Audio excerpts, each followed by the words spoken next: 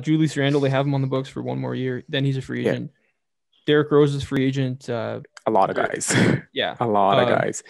So let me list off the players they have on the roster. They have RJ Barrett, team option, which they're accepting. They have Julius Randle at the 19.8. Then they have Mitchell Robinson's team option, Kevin Knox's team option, accepting both of that. They have Obi Toppings, 5 million. They have Luca Vildoza, Emmanuel Quickly's 2.2, and Norvel Powell's 1.7. And then they have the 2021 first round pick, the Dallas 2021 first round pick, and two 2021 second round picks. So they have a lot of picks. They have a lot of young guys. And the key thing, they have 81 million to play with in the tax. Yeah. So I know a lot of Raptors fans are looking at this, and the rumors they want a point guard and a small forward.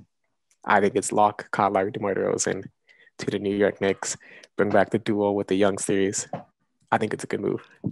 I think that's a great move. That would be something. Like, they have the room for 2 stars. They have trade options. They can sign guys. Like, they can really do anything with this roster. And like, Kyle Lowry is exactly what this team needs. They need a point guard. They also need another scorer. DeMar DeRozan's perfect. Take some pressure off RJ Barrett on the ball. Let him just play off the ball, cut. That's what he's good at. Julius Randle, take some pressure off him, and then you have spacing. Off him. You have some spacing, and then Mitchell Robinson. I guess you can like, he's coming back. That'd be a great team. I think that's a top 6, top 5 lock in the East.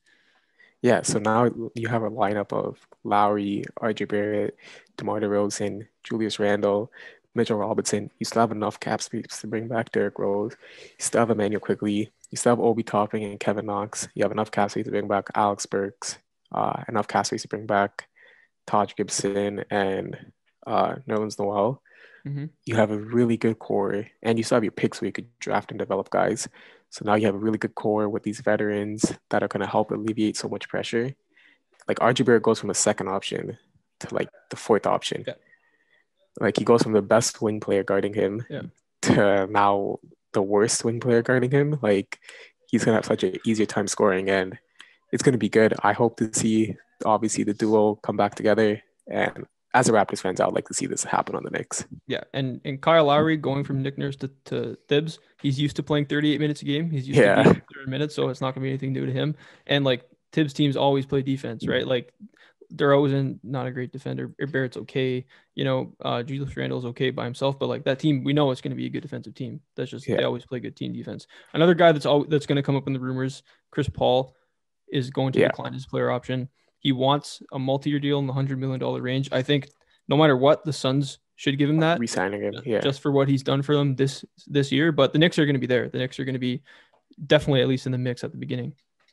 Yeah, I personally would rather just go with Lowry, just because we know Lowry is willing to accept that 2-year deal.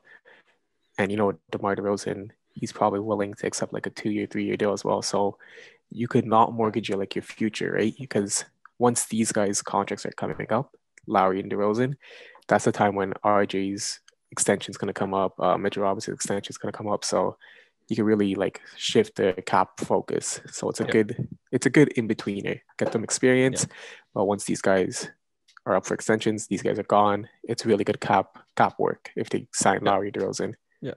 They have so many options. Another thing that's going to come up for them is Julius Randle. Do you extend him now, or do you wait, let him hit unrestricted free agency, take a gamble on him, or if you pay him now, you're gonna have to pay him like a max, and then what if he ends up being a playoff bust again? I don't know. It's just, how do you see this? I think you wait to see if you can sign those guys, because obviously in paper it sounds like it's really good to sign Lowry and DeRozan, but at the end of the day, DeMar DeRozan has not won a championship yet. He might take a huge pay cut and go play with the Lakers, right? We don't know what he's thinking right now. So the question is, if you sign those guys and use your cap space this offseason, then it's worth signing Julius Randle, because you're not going to have the cap space to play next season.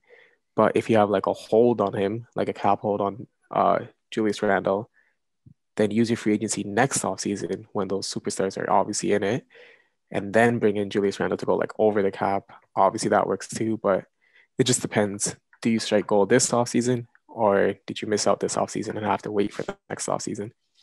Yeah, I agree. I think if they sign both those two guys, I think might as well just re-sign them. Re-sign them, and then if not, yeah, probably keep your options open. Thanks for watching. Subscribe here so you never miss the best clips from Stretch the Floor. Hit the links in the description below to find us on all podcast platforms, and follow us on Instagram.